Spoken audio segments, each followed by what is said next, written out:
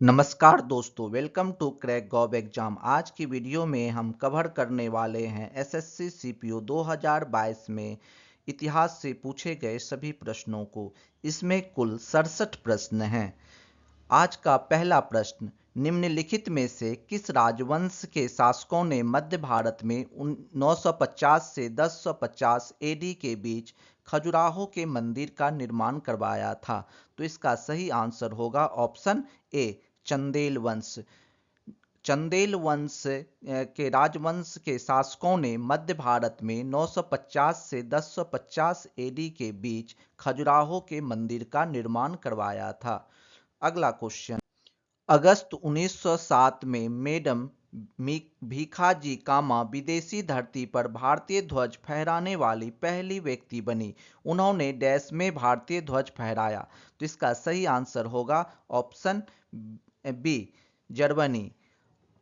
अगस्त 1907 में मैडम भीखाजी कामा विदेशी धरती पर भारतीय ध्वज फहराने वाली पहली व्यक्ति बनी। उन्होंने जर्मनी में भारतीय ध्वज फहराया।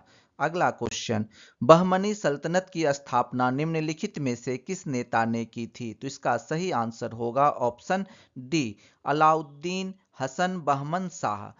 बहमनी सल्तनत की स्थापना अलाउद्दीन हसन बहमन शाह ने की थी। अगला क्वेश्चन, मुगल साम्राज्य की भू राजस्व प्रणाली के संदर्भ कर के लिए तय राशि को डैश कहा जाता था? तो इसका सही आंसर होगा ऑप्शन सी, जमा। मुगल साम्राज्य की भू राजस्व प्रणाली के संदर्भ कर के लिए तय राशि को जमा कहा जाता था। अगला क्वेश्चन, निम्नलिखित में से किस गवर्नर जनरल ने दिसंबर 1829 में सती प्रथा के खिलाफ कानून बनाया था? तो इसका सही आंसर होगा option C, lord William Bentinck. Lord William Bentinck ने दिसंबर 1829 में सती प्रथा के खिलाफ कानून बनाया था। अगला क्वेश्चन, निम्नलिखित में से किसने 1784 में एशियाटिक सोसाइटी ऑफ बंगाल की स्थापना की? तो इसका सही आंसर होगा option B, sir William Jones. Sir William Jones ने 1784 में एशियाटिक सोसाइटी ऑफ बंगाल की स्थापना की। अगला क्वेश्चन, बक्सर का युद्ध हेक्टर मुनरो के नेतृत्व वाली ब्रिटिश ईस्ट इंडिया कंपनी की कमान के अधीन सेनाओं और डैश की संयुक्त सेनाओं के बीच हुआ था? इसका सही आंसर होगा ऑप्शन बी, मीर कासिम, मुगल बादशाह शाह आलम और अवध के शुजाउद्दौला। बक्सर का युद्ध हेक्टर मुनरो के नेतृत्व वाली ब्रिटिश ईस्ट इंडिया कंपनी की कमान के अधीन सेनाओं और मीर कासिम, मुगल बादशाह शाह आलम और अवध के शुजाउद्दौला की संयुक्त सेनाओं के बीच हुआ था। अगला क्वेश्चन, चोल साम्राज्य में निम्न में से किस कर की वसूली नकद के रूप में न करके जबरन श्रम के रूप में की जाती थी? तो इसका सही आंसर होगा ऑप्शन बी, वेट्टी। चोल साम्राज्य में वेट्टी कर की वसूली नगद रूप में न करके जबरन श्रम के रूप में की जाती थी। अगला क्वेश्चन, महादेव गोविंद रनाडे मुख्यतः किससे संबंधित थे? इसका सही आंसर होगा ऑप्शन ए, प्रार्थना समाज। महादेव गोविंद रनाडे मुख्यतः प्रार्थना समाज से संबंधित थे। अगला क्वेश्चन, कदंब राजवंश आधुनिक समय के डैश का एक प्राचीन शाही राजवंश था? तो इसका सही आंसर होगा ऑप्शन डी, कर्नाटक। कदंब राजवंश आधुनिक समय के कर्नाटक का एक प्राचीन शाही राजवंश था। अगला क्वेश्चन,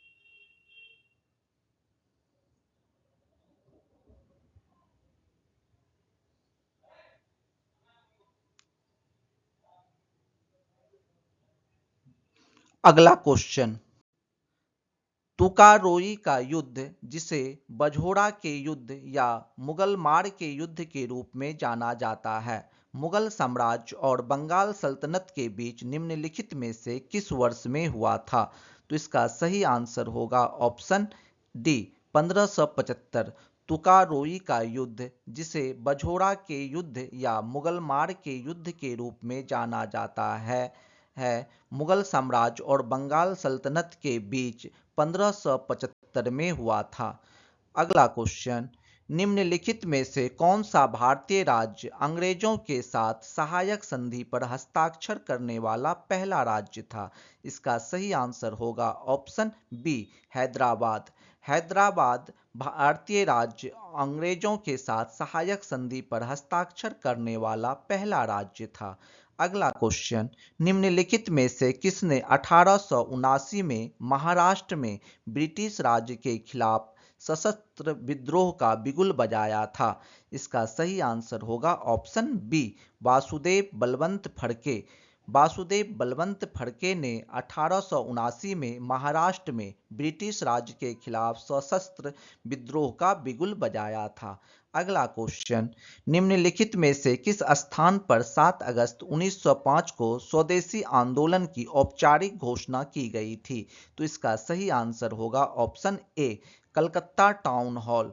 कलकत्ता टाउन हॉल पर 7 अगस्त 1905 को स्वदेशी आंदोलन की औपचारिक घोषणा की गई थी।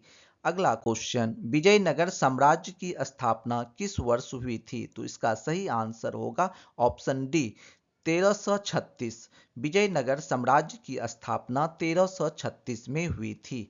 अगला क्वेश्चन, निम्नलिखित में से किस अधिवेशन में कांग्रेस दो गुटों में विभाजित हो गई? तो इसका सही आंसर होगा ऑप्शन बी, 1907 का सूरत अधिवेशन। 1907 का सूरत अधिवेशन में कांग्रेस दो गुटों में विभाजित हो गई। अगला, निम्नलिखित में से किस संस्था से मदन मोहन मालवीय का नाम संबंधित है? तो इसका सही आंसर होगा ऑप्शन सी, बनारस हिंदू विश्वविद्यालय। बनारस हिंदू विश्वविद्यालय से मदन मोहन मालवीय का नाम संबंधित है। अगला क्वेश्चन, निम्नलिखित में से किसे इनकलाब जिंदाबाद सूत्रवाक्य को लोकप्रिय बनाने का श्रेय जाता है? तो इसका सही आंसर होगा ऑप्शन डी, भगत सिंह। भगत सिंह का नाम इनकलाब जिंदाबाद सूत्रवाक्य को लोकप्रिय बनाने का श्रेय जाता है।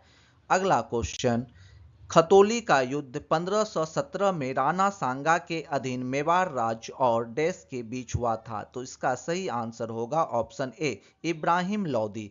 खतौली का युद्ध 1517 में राणा सांगा के अधीन मेवाड़ राज्य और इब्राहिम लोदी के बीच हुआ था। अगला क्वेश्चन, लॉर्ड डलहौजी ने अवध को किस वर्ष ब्रिटिश साम्राज्य में शामिल कर लिया? तो इसका सही आंसर होगा ऑप्शन ए, 1856 में। लॉर्ड डलहौजी ने अवध को 1856 में ब्रिटिश साम्राज्य में शामिल कर लिया। अगला क्वेश्चन, डैश में औरंगजेब ने बीजापुर को मुगल साम्राज्य में मिला लिया? तो इसका सही आंसर होगा ऑप्शन बी, 1685। 1685 में औरंगजेब ने बीजापुर को मुगल साम्राज्य में मिला लिया। अगला क्वेश्चन, क्रांतिकारी नायक अशफाकुल्ला खान को डैश के लिए मौत की सजा सुनाई गई थी? तो इसका सही आंसर होगा ऑप्शन बी, काकोरी ट्रेन डकैती। क्रांतिकारी नायक अशफाकुल्ला खान को काकोरी ट्रेन डकैती के लिए मौत की सजा सुनाई गई थी। अगला क्वेश्चन, निम्नलिखित में से किसने 1878 के वर्नाक्यूलर प्रेस अधिनियम को निरस्त किया? तो इसका सही आंसर होगा option D, Lord Ripon. Lord Ripon ने 1878 के वर्नाक्यूलर प्रेस अधिनियम को निरस्त किया था। अगला क्वेश्चन, निम्नलिखित में से कौन मोहम्मद गौरी के सेनापति थे जिन्होंने भारत में गुलाम वंश की स्थापना भी की थी? तो इसका सही आंसर होगा ऑप्शन डी, कुतुबुद्दीन ऐबक। कुतुबुद्दीन ऐबक मोहम्मद गौरी के सेनापति थे जिन्होंने भारत में गुलाम वंश की स्थापना की थी। अगला क्वेश्चन, माना जाता है कि भारत में औपचारिक ब्रिटिश शासन 1757 में डैश के बाद शुरू हुआ था? तो इसका सही आंसर होगा ऑप्शन बी, प्लासी के युद्ध। माना जाता है कि भारत में औपचारिक ब्रिटिश शासन 1757 में प्लासी के युद्ध के बाद शुरू हुआ था। अगला क्वेश्चन, त्रिपक्षीय संघर्ष जिसे कन्नौज ट्रायंगल वार के रूप में जाना जाता है, 8वीं और 9वीं शताब्दी में इन तीन महान भारतीय राजवंशों में से किसके बीच हुआ था? तो इसका सही आंसर होगा ऑप्शन ए, पाल, प्रतिहार और राष्ट्रकूट। त्रिपक्षीय संघर्ष जिसे कन्नौज ट्रायंगल वार के रूप में जाना जाता है, 8वीं और 9वीं शताब्दी में पाल, प्रतिहार और राष्ट्रकूट भारतीय राजवंशों के बीच हुआ था। अगला क्वेश्चन, नवंबर 1919 में अखिल भारतीय खिलाफत सम्मेलन कहाँ हुआ था? तो इसका सही आंसर ऑप्शन डी, दिल्ली। नवंबर 1919 में अखिल भारतीय खिलाफत सम्मेलन दिल्ली में हुआ था। अगला क्वेश्चन, निम्नलिखित में से किस विश्वविद्यालय की स्थापना पंडित मदन मोहन मालवीय ने की थी? तो इसका सही आंसर होगा ऑप्शन सी, बनारस हिंदू विश्वविद्यालय। बनारस हिंदू विश्वविद्यालय की स्थापना पंडित मदन मोहन मालवीय ने की थी। अगला क्वेश्चन, डैश में मुगल सम्राट ने कंपनी को बंगाल प्रांतों के दीवान के रूप में नियुक्त किया? इसका सही आंसर होगा ऑप्शन डी, 1765। 1765 में मुगल सम्राट ने कंपनी को बंगाल प्रांतों के दीवान के रूप में नियुक्त किया। अगला क्वेश्चन, निम्नलिखित में से किस विश्वविद्यालय की स्थापना पंडित मदन मोहन मालवीय ने की थी? इसका सही आंसर होगा ऑप्शन सी, बनारस हिंदू विश्वविद्यालय। बनारस हिंदू विश्वविद्यालय की स्थापना पंडित मदन मोहन मालवीय ने की थी। अगला क्वेश्चन, डैश में मुगल सम्राट ने कंपनी को बंगाल प्रांतों के दीवान के रूप में नियुक्त किया? इसका सही आंसर ऑप्शन डी, 1765। 1765 में मुगल सम्राट ने कंपनी को बंगाल प्रांतों के दीवान के रूप में नियुक्त किया। अगला क्वेश्चन, 1856 में गवर्नर जनरल डैश ने फैसला किया कि बहादुर शाह जफर अंतिम मुगल बादशाह होंगे और उनकी मृत्यु के बाद उनके किसी भी वंशज को बादशाह के रूप में मान्यता नहीं दी जाएगी, उन्हें केवल राजकुमारों के रूप में मान्यता दी जाएगी। इसका सही आंसर होगा ऑप्शन सी, कैनिंग। 1856 में गवर्नर जनरल कैनिंग ने फैसला किया कि बहादुर शाह जफर अंतिम मुगल बादशाह होंगे और उसकी मृत्यु के बाद उनके किसी भी वंशज को बादशाह के रूप में मान्यता नहीं दी जाएगी, उन्हें केवल राजकुमारों के रूप में मान्यता दी जाएगी। अगला क्वेश्चन, सालबाई की संधि के परिणाम स्वरूप निम्न में से किस युद्ध का अंत हुआ था? तो इसका सही आंसर होगा ऑप्शन सी, प्रथम मराठा युद्ध। सालबाई की संधि के परिणाम स्वरूप प्रथम मराठा युद्ध का अंत हुआ था। अगला क्वेश्चन, तारिक ए मुबारक शाही दिल्ली सल्तनत का फारसी भाषा का इतिहास है, इसके लेखक कौन थे? तो इसका सही आंसर होगा ऑप्शन सी, याहिया बिन अहमद सरहिंदी। तारिक ए मुबारक शाही दिल्ली सल्तनत का फारसी भाषा का इतिहास है, इसके लेखक याहिया बिन अहमद सरहिंदी थे।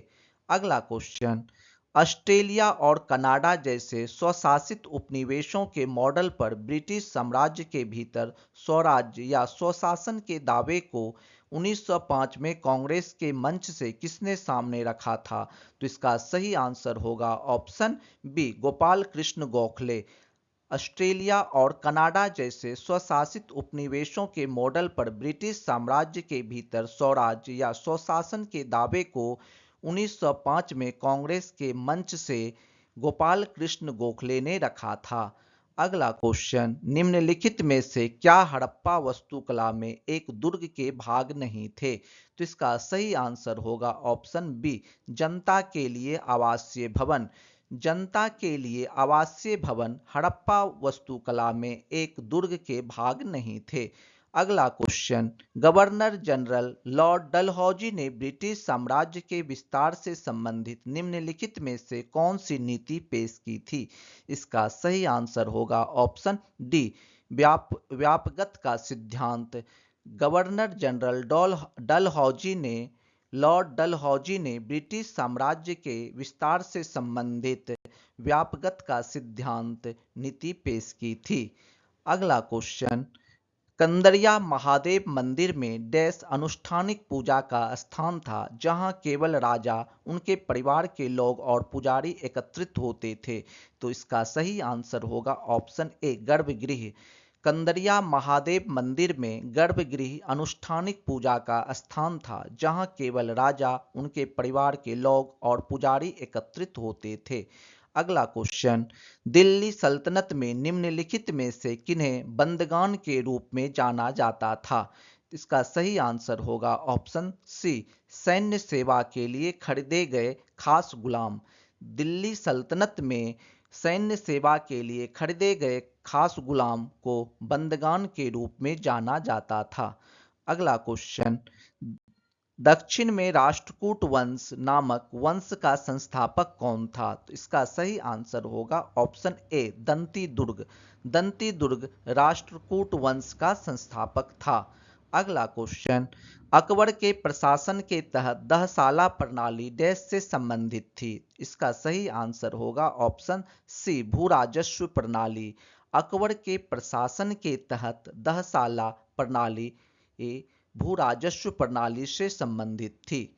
अगला क्वेश्चन, इनमें से किस युद्ध में मुगल सेना की भागीदारी नहीं थी? इसका सही आंसर होगा ऑप्शन ए, अलीवाल का युद्ध। अलीवाल का युद्ध में मुगल सेना की भागीदारी नहीं थी।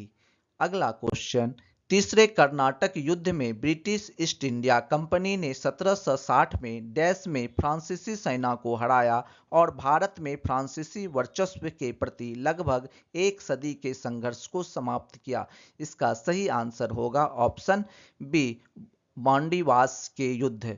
तीसरे कर्नाटक युद्ध में ब्रिटिश ईस्ट इंडिया कंपनी ने 1760 में वांडीवास के युद्ध में फ्रांसीसी सेना को हराया और भारत में फ्रांसीसी वर्चस्व के प्रति लगभग एक सदी के संघर्ष को समाप्त किया।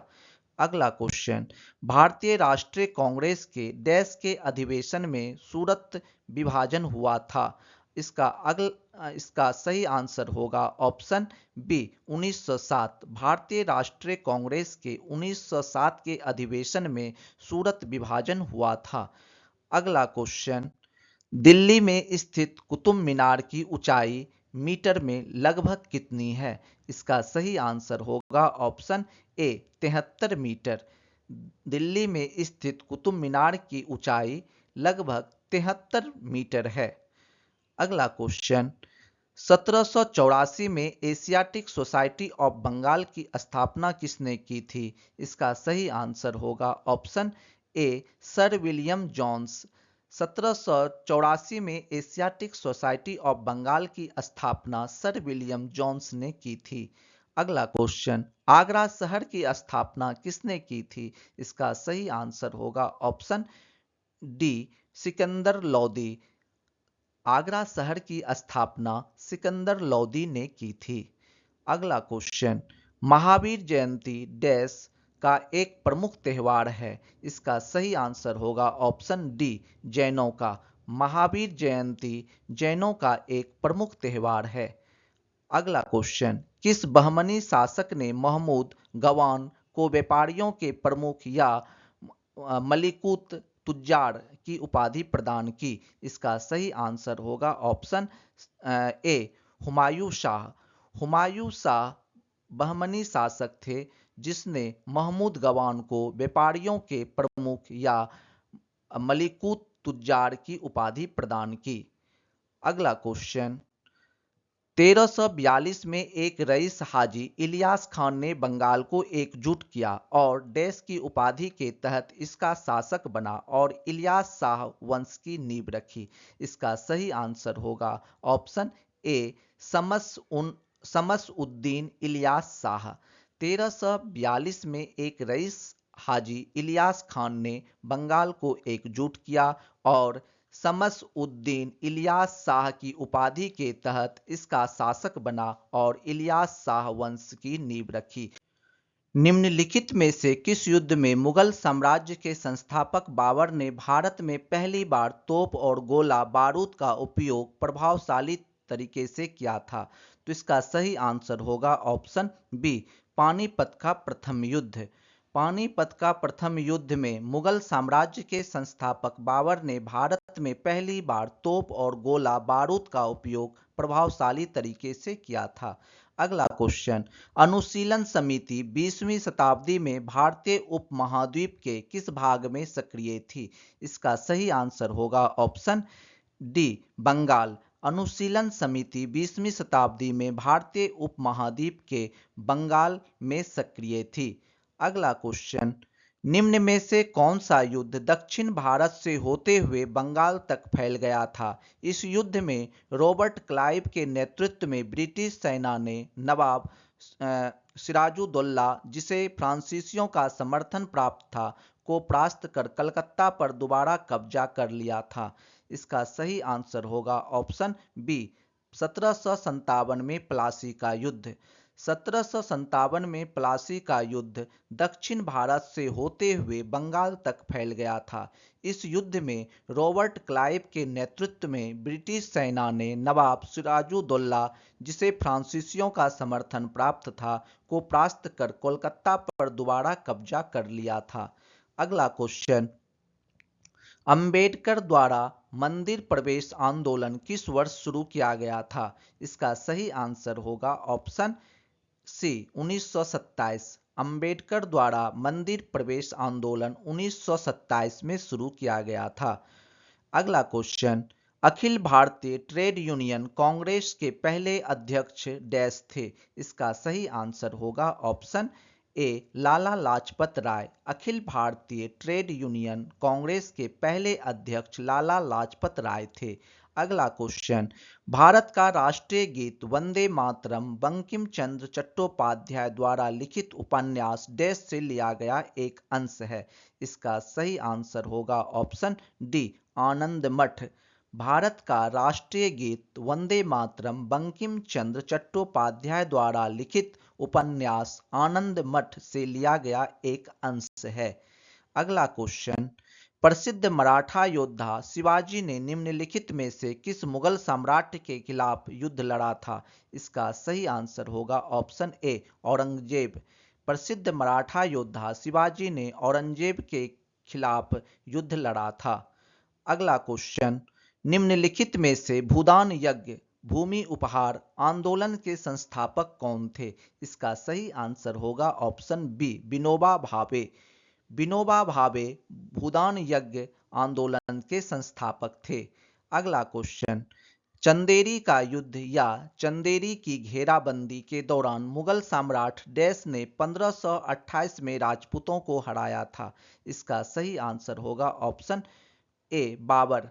चंदेरी का युद्ध या चंदेरी की घेराबंदी के दौरान मुगल सम्राट बाबर ने 1528 में राजपूतों को हराया था। अगला क्वेश्चन, डैश दिल्ली सल्तनत के शाही दरबार में एक महत्वपूर्ण पद था और उसकी भूमिका सभी विभागों के एक सामान्य पर्यवेक्षक की थी? इसका सही आंसर होगा ऑप्शन डी, दीवान ए विजारत। दीवान ए विजारत दिल्ली सल्तनत के शाही दरबार में एक महत्वपूर्ण पद था और उसकी भूमिका सभी विभागों के एक सामान्य पर्यवेक्षक की थी। अगला क्वेश्चन, तुजक ए जहांगीरी मूल रूप से निम्नलिखित में से किस भाषा में लिखी गई थी? इसका सही आंसर होगा ऑप्शन ए, फारसी। तुजक ए जहांगीरी मूल रूप से फारसी भाषा में लिखी गई थी। अगला क्वेश्चन, निम्नलिखित में से कौन भारतीय राष्ट्रीय कांग्रेस के गठन के समय भारत का वायसराय था? इसका सही आंसर होगा option C, lord Dufferin. Lord Dufferin भारतीय राष्ट्रीय कांग्रेस के गठन के समय भारत का वायसराय था। अगला क्वेश्चन, डैश दिल्ली सल्तनत के दौरान राज्य के लिए की गई सेवाओं के बदले प्रशासनिक अधिकारियों और रईसों को सुपुर्द एक क्षेत्रीय कार्य था? इसका सही आंसर होगा ऑप्शन सी, इक्ता। इक्ता दिल्ली सल्तनत के दौरान राज्य के लिए की गई सेवाओं के बदले प्रशासनिक अधिकारियों और रईसों को सुपुर्द एक क्षेत्रीय कार्य था। अगला क्वेश्चन, निम्नलिखित में से कौन मोरक्को यात्री मोहम्मद बिन तुगलक के शासनकाल के दौरान भारत आए थे? इसका सही आंसर होगा option D, Ibn Battuta. Ibn Battuta Morocco यात्री मोहम्मद बिन तुगलक के शासनकाल के दौरान भारत आए थे। अगला क्वेश्चन, आर्य समाज की स्थापना स्वामी दयानंद सरस्वती द्वारा डैश में की गई थी? इसका सही आंसर होगा ऑप्शन बी, 1875। आर्य समाज की स्थापना स्वामी दयानंद सरस्वती द्वारा 1875 में की गई थी। अगला क्वेश्चन, मलिक काफूर निम्नलिखित में से किस खिलजी शासक के सेनापति थे जिसने उन्हें अपनी विशाल सेना के साथ दक्षिण भारत को जीतने के लिए भेजा था? तो इसका सही आंसर होगा ऑप्शन सी, अलाउद्दीन खिलजी। अगला क्वेश्चन, लोदी वंश का अंतिम सुल्तान कौन था? इसका सही आंसर होगा ऑप्शन डी, इब्राहिम लोदी। लोदी वंश का अंतिम सुल्तान इब्राहिम लोदी था।